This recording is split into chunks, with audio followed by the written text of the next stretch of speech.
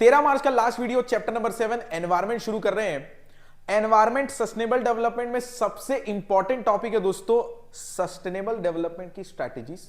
दूसरा सबसे important topic है केयरिंग कैपेसिटी और अब्जॉर्प्टिव कैपेसिटी के कारण क्या होता है एनवायरमेंटल क्राइसिस। ये तीन ऐसे टॉपिक है जो आपको बहुत अच्छे से रीड करने, और मैंने दो क्वेश्चंस ऐसे देखे हैं जो 2-3 बार रिपीट हुए हैं। एक तो मोनेट्रियल प्रोटोकॉल और CPCB central pollution control board के फंक्शंस। तो ये कुछ ऐसे टॉपिक्स हैं जिनको आपको अच्छे से पढ़ के जाना है। चलो सबसे पहले शुरू करते हैं। एनवायरमेंट की डेफिनेशन दी हुई है। ये वीडियो थोड़ा सा लॉन्गर ड्यूरेशन का बनने वाला है क्योंकि अपन डिटेल में पढ़ेंगे। Environment is defined as the total planetary inheritance. मतलब एनवायरमेंट हमने नहीं बनाया, हमको भगवान से मिला हुआ है। ये अलग बात है हम एनवायरमेंट की वाट लगा रहे हैं, बट भगवान से मिला है अपने को। And totality of all resources. Environment is the sum total of external forces which surround us. ठीक है, दो चीजें इसमें, बायोटिक और एबायोटिक। बायोटिक में क्या होता है लिविंग एलिमेंट्स, हम लोग, बर्ड्स, एनिमल, प्लांट्स, और एबायोटिक में होता है non living elements like air, water, land और एक्सेट्रा। ठीक, एनवायरमेंट का क्या फंक्शन है, एनवायरमेंट हमें क्या प्रोवाइड कर रहा है? तो सबसे पहले वो हमें प्रोवाइड कर रहा है रिसोर्सेस। कौन से रिसोर्सेस? रिन्यूएबल और non renewable resources. Renewable resources मतलब जो शायद एक्सटिंक्ट नहीं होंगे, और नॉन रिन्यूएबल मतलब जिनका एक्सट्रैक्शन अगर ज्यादा होते गया तो एक टाइम ऐसा आ सकता है ये एक्सटिंक्ट हो जाएंगे, खत्म हो जाएंगे, इनको वापस नहीं बना जा सकता। सेकेंड फंक्शन है एनवायरमेंट एसिमिलेट्स। एसिमिलेट मतलब अब्सॉर्ब कर लेना। तो जो हमारी वजह से कंजम्पशन एक्टिविटी, प्रोडक्शन एक्टिविटी की वजह से जो वेस्ट जनरेट होता है, जो एनवायरमेंट है उसका मेन फंक्शन क्या है, इसको क्या कर लेना, अब्सॉर्ब कर लेना। याद रख चले दोस्तों। Third, environment sustains life. अगर एनवायरमेंट ना हो तो लाइफ, दैट इज हम लोग जी नहीं पाएंगे। तो वो सन, सॉइल, वाटर, एयर, ये सारी चीजें फंक्शन मतलब दैट इज एनवायरमेंट प्रोवाइड करता है। फोर्थ है it provides aesthetic services. Environment include land, forest, water bodies, rainfall, air, atmosphere etcetera. ये लाइन समझो। एस्थेटिक सर्विसेज मतलब कि लाइफ को सस्टेन करने के अलावा भी वो एक सेनिक ब्यूटी, या फिर मैं बोलूं तो माउंटेन और फॉरेस्ट भी प्रोवाइड करता है। कौन? एनवायरमेंट। अब ये जो चार फंक्शन है ये तभी परफॉर्म कर पाएगा जब किसी भी इंटरप्शन, कोई भी इंटरप्शन ना उसको मिले। कौन से इंटरप्शन? इंटरप्शन कब होगा? जब, ध्यान से समझो, इन फंक्शंस की डिमांड, इन फंक्शन की डिमांड कैरिंग कैपेसिटी से ज्यादा हो जाए। ये सारे फंक्शन वो विदाउट एनी इंटरप्शन आपको प्रोवाइड करके देगा अगर इन फंक्शन की डिमांड कैरिंग कैपेसिटी से ज्यादा ना हो, with in its carrying capacity. अब सर कैरिंग कैपेसिटी मतलब क्या होता है? हमें कैसे पता चलेगा कि इनकी demand with in the carrying capacity? पहला, अगर रिसोर्स एक्सट्रैक्शन कम है रिसोर्स जनरेशन से, मतलब अगर सिंपल सा मैं बोलूं तो पेड़ आप कम काट रहे हो, उससे कहीं जाता हो तो आप पेड़ लगा रहे हो, तो इसका मतलब ये विद इन कैरिंग कैपेसिटी है। इसका मतलब वो आसानी से फंक्शन प्रोवाइड कर देगा, दैट इज एनवायरमेंट को हार्म नहीं पहुंच रहा। दूसरा है जो वेस्ट जनरेशन है वो अब्जॉर्प्शन कैपेसिटी के अंदर है। अगर ये दो एक्टिविटीज सही चल रही हैं, मतलब रिसोर्स जनरेशन ज्यादा हो रहा है और अब्जॉर्प्टिव कैपेसिटी से कम वेस्ट जनरेट हो रहा है, तो इसका मतलब विद इन कैरिंग कैपेसिटी है और एनवायरमेंट अपने फंक्शन अच्छे से परफॉर्म कर पाएगा। अब ध्यान से समझो, लेकिन अगर ये फंक्शन परफॉर्म नहीं कर पाता क्योंकि कैरिंग कैपेसिटी से बाहर हो रहा है, तो फिर ये रीजन बनेगा किसका दोस्तों? एनवायरमेंटल क्राइसिस का। एनवायरमेंटल क्राइसिस देखो क्या लिखा है, reason absorptive capacity means the ability of environment to absorb degradation without causing environmental damage। देखो एक तो फंक्शन है एनवायरमेंट का कि वो वेस्ट को एक्सेप्ट करता है, अब्सॉर्ब करता है, लेकिन अगर ज्यादा वेस्ट जनरेट होगा तो वो अब्सॉर्ब नहीं कर पाएगा। अगर वो अब्सॉर्ब नहीं कर पाएगा तो फिर क्या करेगा वो? एनवायरमेंटल क्राइसिस होने के सीन बनेंगे, क्योंकि आप ज्यादा जनरेट करके दे रहे हो उसकी लिमिट से बाहर। अब क्या लिखा है? The various reasons for environmental crisis are summarized as under।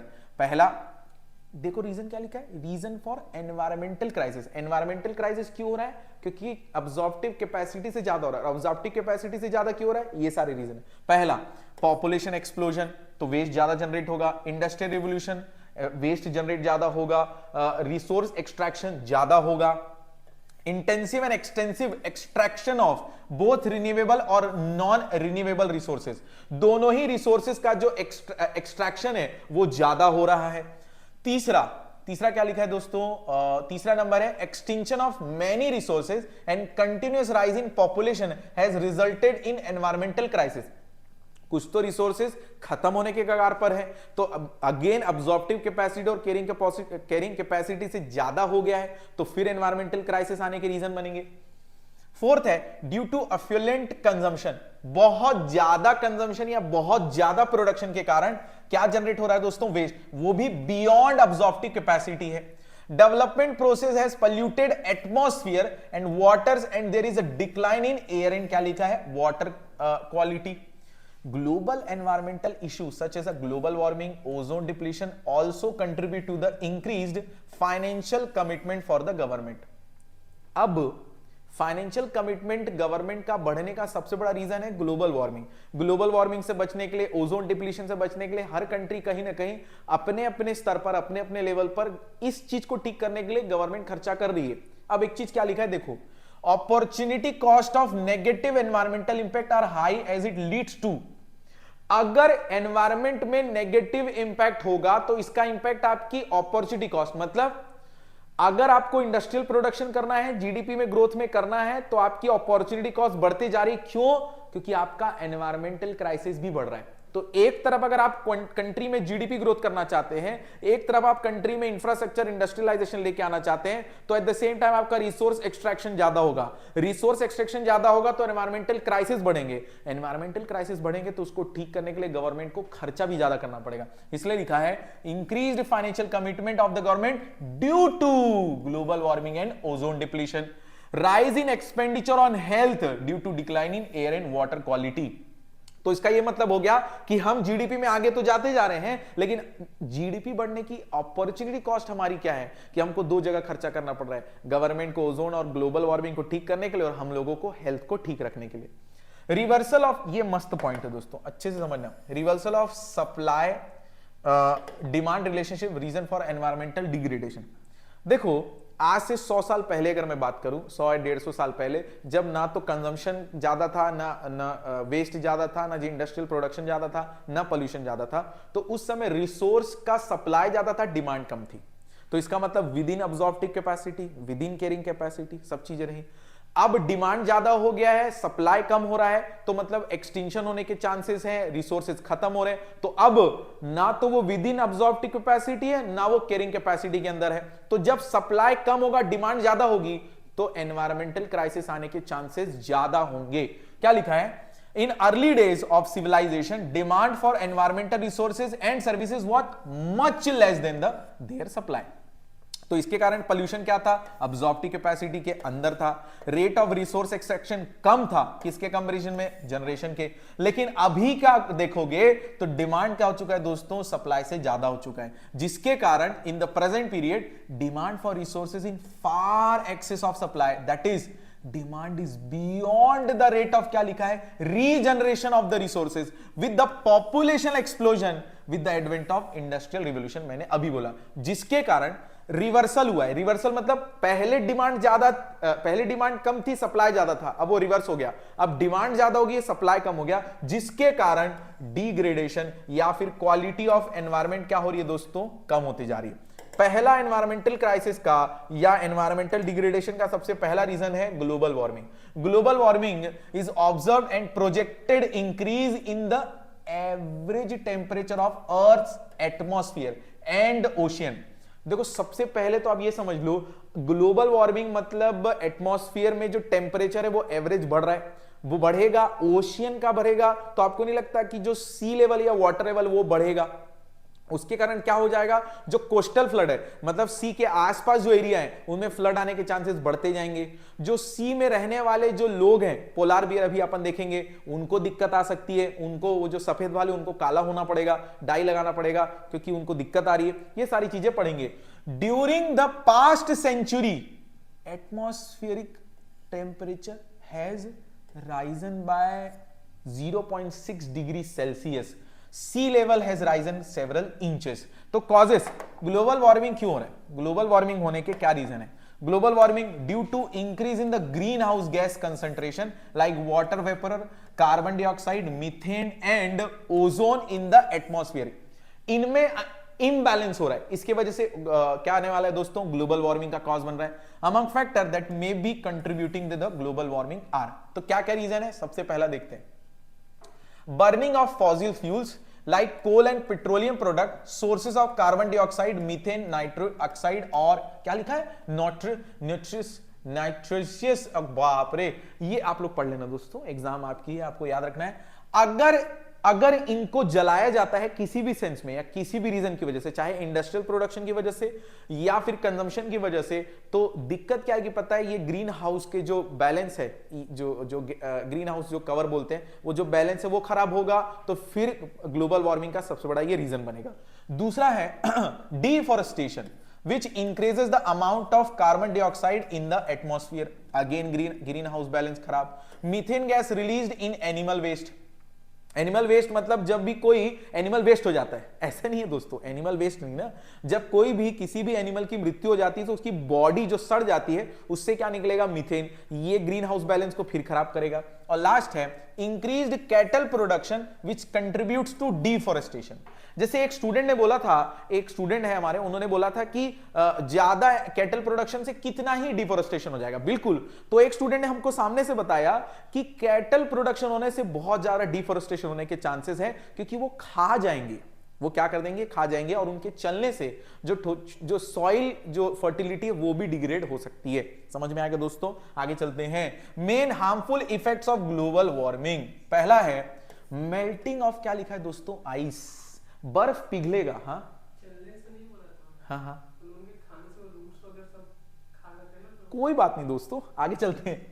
फिर है natural disaster, melting of ice मतलब क्या लिखा है, अर्थ पोल, ये देखो जो अर्थ है ना, उसका जो ऊपर वाला पॉइंट है अंटार्कटिका वाला, वहां बर्फ बहुत है, ग्लोबल वार्मिंग के कारण बर्फ क्या होने लगेगा, पिघलने लगेगा, और बर्फ आपको सिर्फ फ्रिज में दिखेगी, एक्चुअल में नहीं।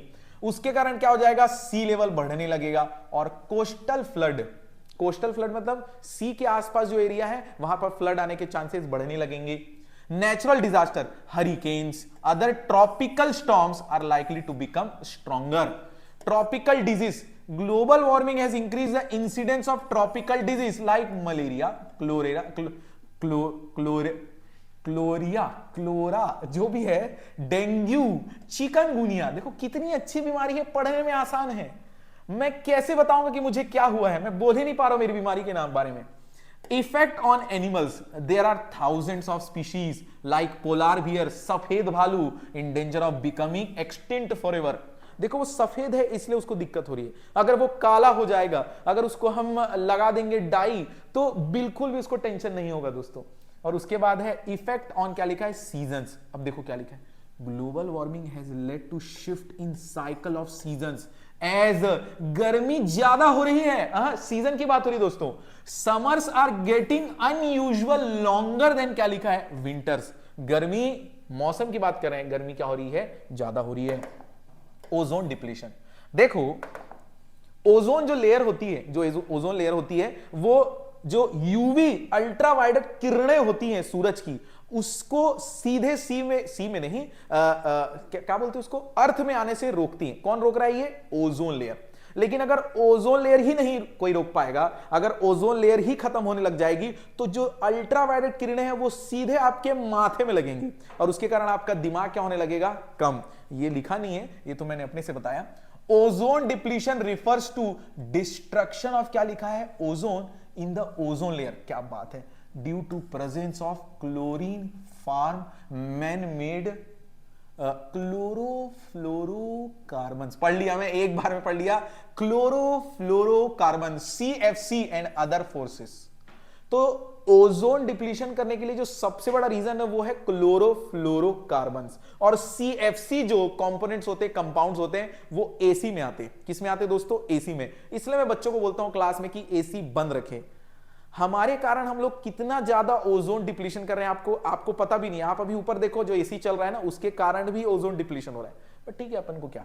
कॉजेस ऑफ ओजोन डिप्लीशन देखो लिखा है, the problem of ozone depletion is caused by, देखो क्या लिखा है, देखो इधर, high levels of chlorine and bromine compounds, the origin of these compounds, देखो क्या लिखा है, CFC which used as a cooling substances in, oh ये देखो, एसी एंड रेफ्रिजरेटर्स, देखो रेफ्रिजरेटर तो रहना चाहिए, एरोसोल प्रोपेलेंट्स एंड ब्रोमोफ्लोरोकार्बन्स, क्यों इको में है, halons which is used in fire extinguisher, हाँ ये बहुत जरूरी था, अनुपम के लिए फायर एक्सटिंग्विशर बहुत जरूरी था, एक टाइम में अनुपम में कुछ हो गया था तो फायर एक्सटिंग्विशर की जरूरत पड़ी थी, तो CFC, देखो दूसरी बार तो मैं नहीं पढ़ने वाला, डोंट एक्सपेक्ट फ्रॉम मी कि मैं फिर से पढ़ूंगा, बट आपको याद रखना है ये कहां यूज हो रहा है, 3 जगह, फायर एक्सटिंग्विशर, रेफ्रिजरेटर और AC, कौन यूज हो रहा है, CFC, और CFC जितना ज्यादा होगा उतना ज्यादा क्या होने लगेगा दोस्तों, ozone depletion. Main effects of ozone depletion, सबसे पहला UV radiation, oh wow, UV radiation seems to be responsible for skin cancer, सीधे डायरेक्ट आएगा, डैमेज करेगा। दूसरा है lowers production of phytoplankton which affects other aquatic, लिखा है जो भी, ठीक है। UV radiation can also influence the growth of terrestrial plants, terrestrial plants मतलब होता है ये जो भूमि पर, लैंड पर उग जाते हैं प्लांट्स, ठीक है, तो ये कहीं और के प्लांट्स नहीं, जो भूमि लैंड पर जो उग रहे हैं जो प्लांट्स हैं, तो इनको डायरेक्ट सनलाइट या यूवी रेडिएशन डायरेक्ट मिल रही है, तो इनके खत्म होने के चांसेस बढ़ सकते हैं, और फिर जो कैटल है जब ये खाने आएंगे तो उनको, टेरेस्ट्रियल प्लांट्स तो उनको कुछ मिलेगा ही नहीं, तो उनको सैंडविच देना पड़ेगा। आगे चलते हैं, अगला पार्ट लिखा है दोस्तों, अगला पार्ट है, हाँ ये थोड़ा अच्छे से पढ़ना दोस्तों, क्या लिखा है, Montreal protocol. Montreal protocol is historical treaty, treaty मतलब होता है साइन, एक दूसरे के समझौते से, design by members of the United Nation to protect the ozone layer by phasing out CFC which is suppose to be the main reason for ozone depletion. तो Montreal protocol में क्या डिसीजन लिया गया था कि CFC जहां जहां use हो रहा है उसको कम करना चाहिए, क्योंकि CFC ही सबसे बड़ा रीजन है ओजोन डिप्लीशन का। Under the Monetary Protocol, signing members agreed to freeze the consumption, रोक देंगे प्रोडक्शन, किस चीज का, CFC, बाय 2013 तक। अब इंडिया ने साइन किया था 1992 में, तो इंडिया भूल चुका है, बहुत पहले साइन किया था, तो आज याद नहीं रहा, तो आज हमारे यहाँ AC और रेफ्रिजरेटर ज्यादा यूज होता है। The Monetary Protocol has significantly reduced the burden of CFC in the stratosphere, help in ozone recovery। आगे चलते हैं, India's environmental problem poses dichotomy, contrast between two things that are represented as a being entirely different. अब ध्यान से समझो ना ये वाली चीज, यहां पे लिखा है जितनी पॉवर्टी बढ़ेगी उतना ज्यादा एनवायरमेंटल क्राइसिस होने के सीन बनेंगे, मतलब तो भैया पॉवर्टी को हटाने के लिए हम क्या करें, करना क्या है, देखो पॉवर्टी मतलब फायरवुड यूज होगा, फायरवुड यूज होगा मतलब डिफोरेस्टेशन, डिफोरेस्टेशन होगा मतलब ग्लोबल वार्मिंग और ओजोन डिप्लीशन, दोनों के होने के चांसेस है। देखो क्या लिखा है, poverty causing environmental degradation through cutting down of trees, जो उनको कैसे यूज कर रहे हैं, फायरवुड या fuel wood, overgrazing of animal, pollution of water resources, encroachment in the forest land. Affluence in living standard is causing environmental degradation because, यहां से line पढ़ो, with affluence the demand for goods and services increases। अब देखो poverty होगा तो भी दिक्कत, आप ज्यादा पैसे कमाओगे तो भी दिक्कत, इसलिए इसको बोल रहे हैं कॉन्ट्रास्ट है। अगर आप गरीब हो तो भी एनवायरमेंटल क्राइसिस का रीजन बन रहे हो, अगर आप अमीर हो ज्यादा पैसा भी आ जाता है तो आप क्या करोगे, गुड्स एंड सर्विसेज की डिमांड ज्यादा करोगे ना, और उसके कारण डिमांड फुलफिल करने के चक्कर में प्रोडक्शन क्या होगा, बढ़ेगा, अगेन रिसोर्सेज का यूज होगा। तो ये हो गया दोस्तों कॉन्ट्रास्ट एक दूसरे से, तो पॉवर्टी है तो भी दिक्कत, मतलब अगर आप पैसे भी कमाओगे तो भी दिक्कत। Land degradation, land degradation refers to decline in the overall quality of soil, water or vegetation condition commonly caused by, सबसे important line, human activity. It occurs through natural and man-made process of wind erosion।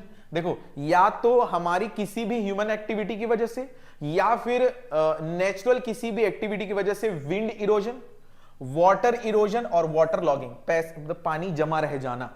दूसरा है, in India land suffers from different types of degradation because of unstable, ये important line है, ये farmers की वजह से बोल सकते हैं या फार्मर्स के नॉलेज कम होने की वजह से। क्या लिखा है, डिग्रेडेशन क्यों हो रहा है, अनस्टेबल यूज और इनएप्रोप्रिएट मैनेजमेंट प्रैक्टिसेस, मतलब या तो आपको क्रॉप रोटेशन नहीं आता, या तो आपको एग्रीकल्चर टेक्निक्स के बारे में नॉलेज नहीं है, या फिर सबसे बड़ी दिक्कत है कि केमिकल फर्टिलाइजर का कितना प्रयोग और कितने हद तक प्रयोग करना चाहिए आपको नॉलेज नहीं है। Such kind of degradation leads to loss of invaluable nutrients and lower food grain production, मतलब उसकी क्वालिटी गिरती। तो क्या क्या लैंड डिग्रेडेशन के कॉजेज हैं? सबसे पहला है loss of vegetation due to deforestation, सबसे पहला रीजन। दूसरा है ओवरग्रेजिंग, ये जो एनिमल्स हैं ये बहुत ज्यादा अगर कैरिंग कैपेसिटी से ज्यादा होंगे तो ये ज्यादा ग्रेजिंग करेंगे, ग्रेजिंग मतलब टेरेस्ट्रियल प्लांट्स को खाएंगे, दिक्कत। तीसरा है एनक्रोचमेंट इनटू फॉरेस्ट लैंड, ये भी बहुत बड़ा रीजन है लैंड डिग्रेडेशन का। Non adoption of adequate soil conservation measures, देखो ये गवर्नमेंट के हाथ में, गवर्नमेंट को डिसीजन लेना होगा कि वो कैसे सॉइल कंजर्व, देखो सॉइल कंजर्व मतलब सॉइल की क्वालिटी को बचाने के लिए उन्हें क्या डिसीजंस लेने, वो और ऐसा क्या खर्चा कर सकते हैं जिससे सॉइल की क्वालिटी बची रहे। आगे है अगला पॉइंट है दोस्तों, fifth, unsustainable fuel wood fodder extraction, indiscriminate use of agrochemicals such as a fertilizer and pesticide, ये तो बहुत बड़ा रीजन है। extraction of ground water in excess of the recharge capacity, देखो आज हमारी कंट्री में जितने ज्यादा रोड्स और सीमेंटीकरण जिसको बोलते हैं जितना ज्यादा होगा तो जो पानी है, जो पानी जब बारिश में गिरता है तो वो पानी एक पर्टिकुलर वाटर लेवल तक जाना चाहिए, वो जा नहीं पा रहा, जिसके कारण अपन इधर से वाटर एक्सट्रैक्ट करते जा रहे हैं और उसकी रिचार्जिंग जो कैपेसिटी, जो रिचार्ज कैपेसिटी वो हो नहीं पा रही, तो land degradation. Degradation of forest और डिफॉरेस्टेशन, बहुत इजी पॉइंट है। Deforestation defined as the large scale cutting down of trees for executing developmental activities. Deforestation leads to loss of vegetation and biodiversity. अब बायोडाइवर्सिटी क्या है, ये देखो biodiversity क्या है, is the term used to describe the enormous variety of life. अलग अलग तरह के कीड़े मकोड़े आपके आसपास जानवर हैं, लेकिन पहले के जमाने में बहुत अलग अलग तरह के होते थे, क्योंकि लैंड डिग्रेडेशन, ग्लोबल वार्मिंग और धीरे धीरे करके एनवायरमेंटल पोल्यूशन बढ़ने की वजह से ये जो वैरायटी है धीरे धीरे कम होती जा रही है, या कुछ एनिमल्स तो एक्सटिंक्ट होने के कगार पर हैं, तो उसको बोलते हैं लॉस ऑफ बायोडाइवर्सिटी। अब आगे, encroachment of forest land disturbs the natural habitat of various species of the flora and fauna. बाप रे क्या होता है, large scale cutting down of trees lead to increase in the amount of greenhouse gases such as a carbon dioxide, methane etc in the atmosphere, और इसी के कारण ये gradually क्या बढ़ाता है, average temperature. Soil erosion, soil erosion क्या होता है दोस्तों, ये सारे एनवायरमेंटल क्राइसिस वाली पॉइंट है ना। Soil erosion takes place when the surface soil is washed away, क्या लिखा है, सरफेस सॉइल वॉश्ड अवे, किसकी वजह से, एक्सेसिव रेन्स या फ्लड। और फ्लड अभी देखे थे अपन, कोस्टल फ्लड क्यों आ रहा है आपको तो पता है, global warming. Deforestation is one of the major reason for soil erosion, deforestation, क्योंकि जो पेड़ है मिट्टी को जकड़ के रखते हैं। आगे, बायोडाइवर्सिटी लॉस, बायोडाइवर्सिटी का अभी हमने समझा कि बहुत अलग अलग तरह के जो स्पीशीज हैं वो पहले हुआ करते थे, लेकिन क्योंकि नेचुरल हैबिटेट वो जिस बेसिस पे अपनी जिंदगी चलाते हैं, जो वो खाते हैं, अगर वो ही उनके प्लेट से गायब हो जाएगा तो बेचारे एक्सटिंक्ट होने के कगार पर शुरू हो जाएंगे। Biodiversity is defined as the variability among living from all sources, including terrestrial, marine and other aquatic ecosystem and ecological complexes which they are part.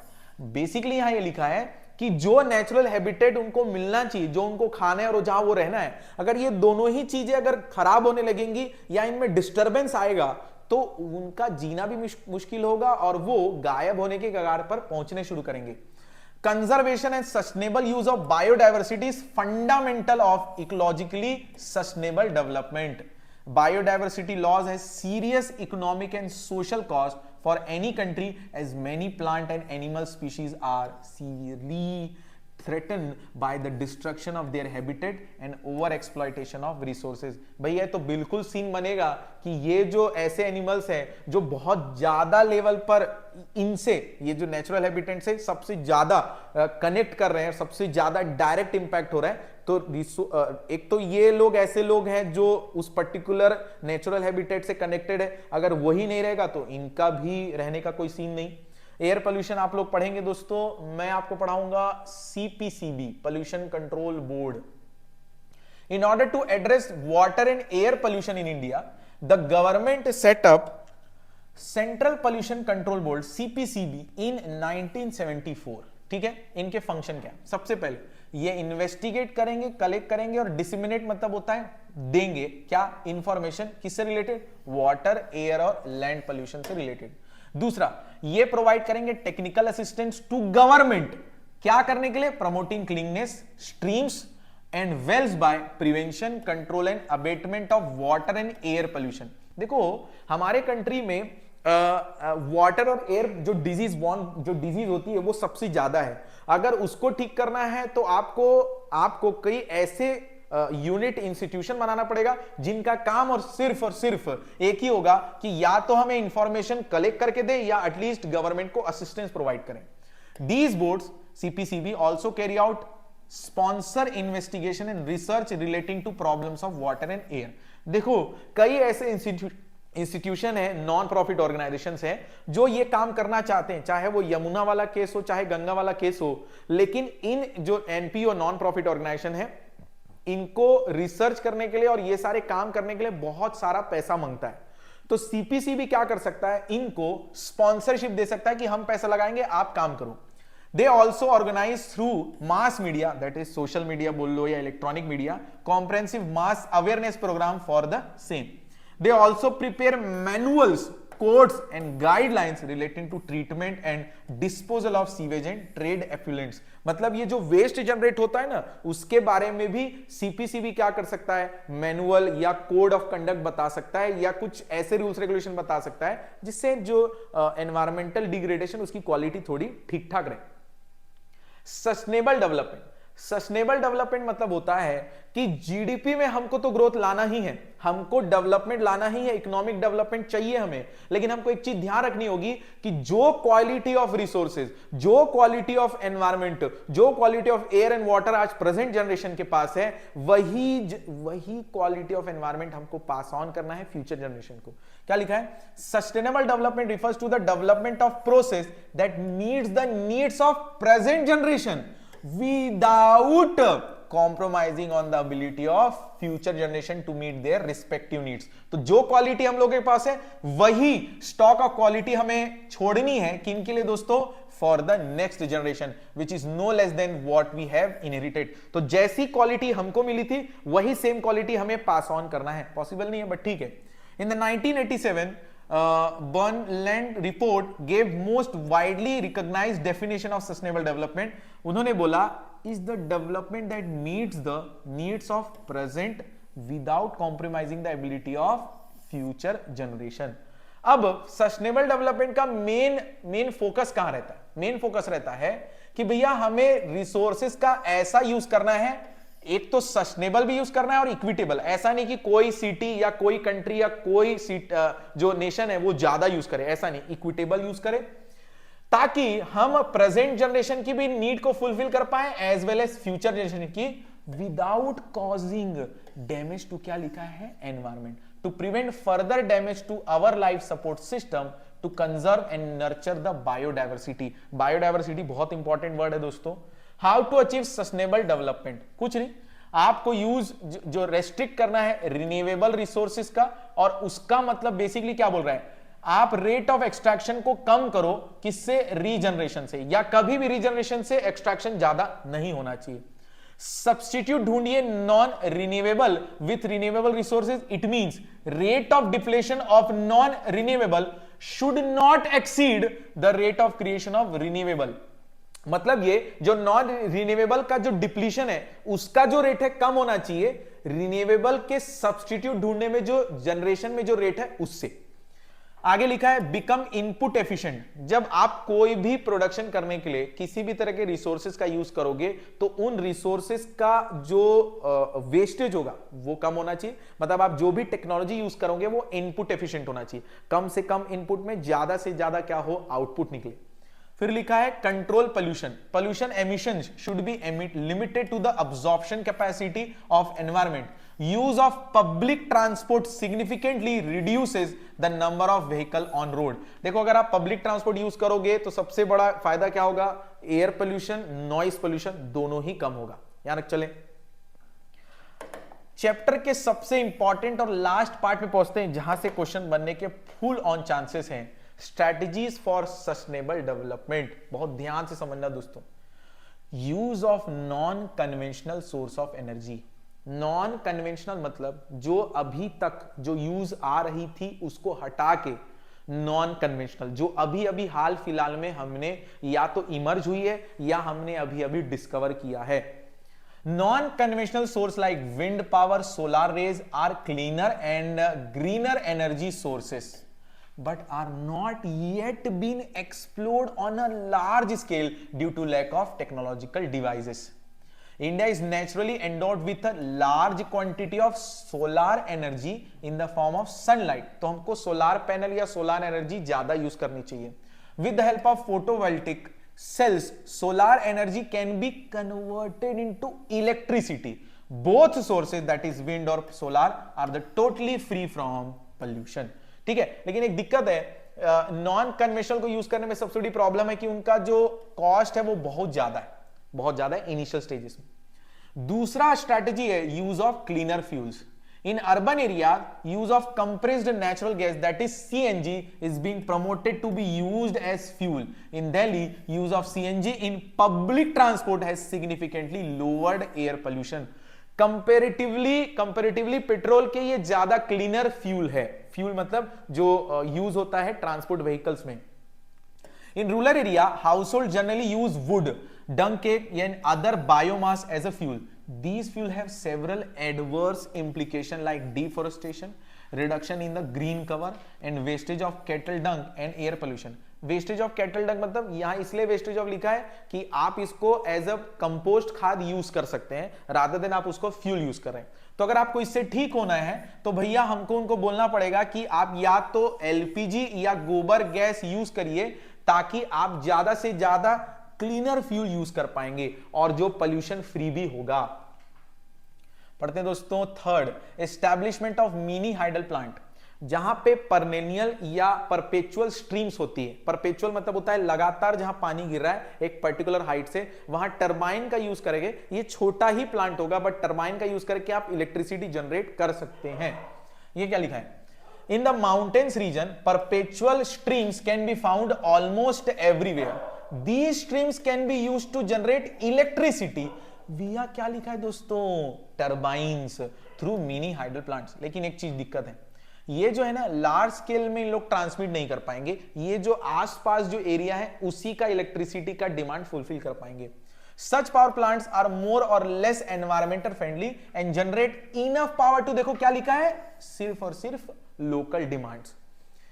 Traditional and knowledge practices, देखो हमारी कंट्री में अगर हेल्थ सिस्टम की बात करें या किसी भी गुड्स एंड सर्विसेज के प्रोडक्शन की बात करें तो धीरे धीरे करके हम लोग जो ट्रेडिशनल प्रैक्टिसेस है उसको छोड़कर मॉडर्न प्रैक्टिसेस में आ रहे हैं। अब जैसे आप बोलोगे ट्रेडिशनल प्रैक्टिसेस मतलब क्या, जैसे आयुर्वेदा या यूनानी या होम्योपैथी, ये सारी जो चीजें हैं ना ये एनवायरनमेंट को कम हार्म पहुंचाते या नहीं पहुंचाते।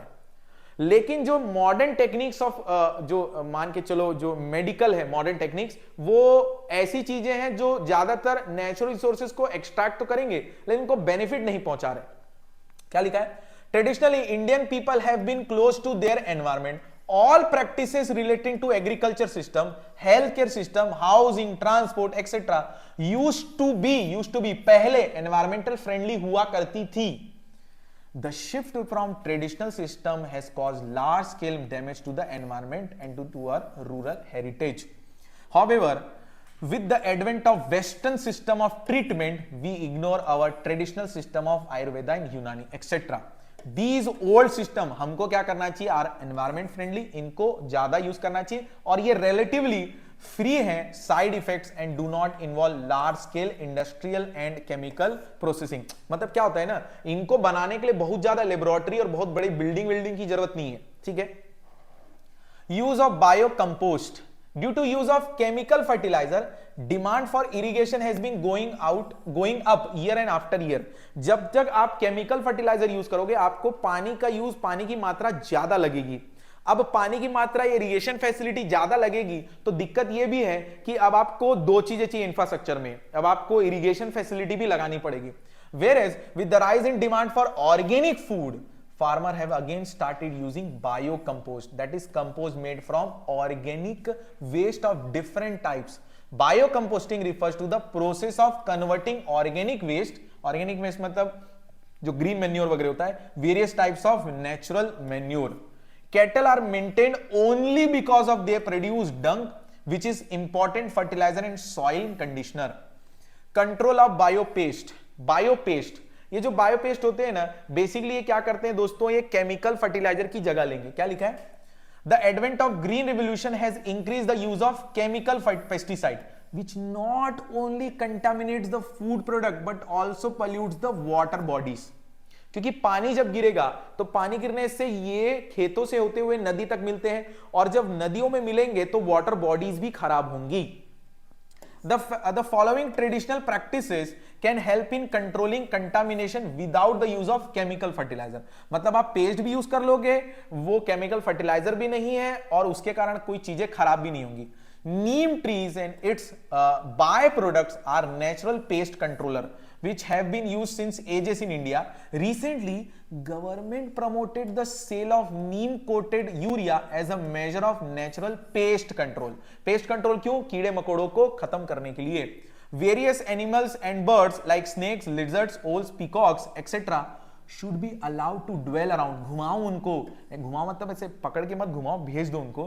Agriculture area as they act as a natural pest controller and they can clear large variety of pest including insects.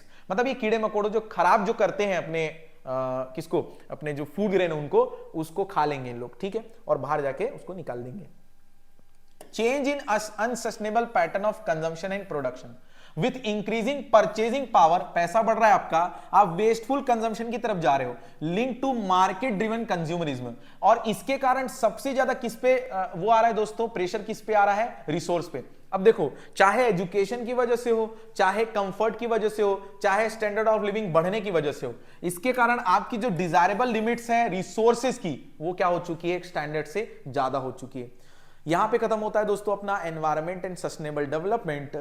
मिलेंगे कल 14 मार्च को मैक्रो इकोनॉमिक्स के वीडियोस के साथ. तब तक के धन्यवाद. Good night. पढ़ते रहिए दोस्तों.